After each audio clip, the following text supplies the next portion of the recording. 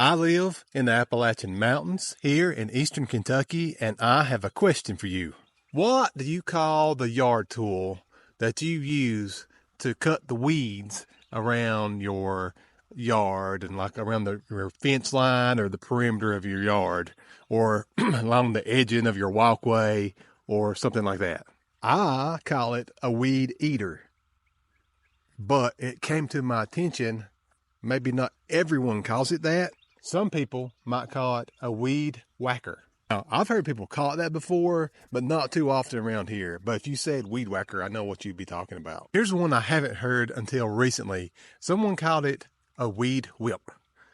They were from East Tennessee, and I watched them on YouTube call it that. But I think they're originally from Michigan. So, do other people call it a weed whip? Let me know down in the comments. What do you call it? Are you like me? Just call it a weed eater? Maybe you call it a weed whacker? Maybe you call it something else. I'd love to know. And especially if you're not from the United States, let me know what you call it there as well.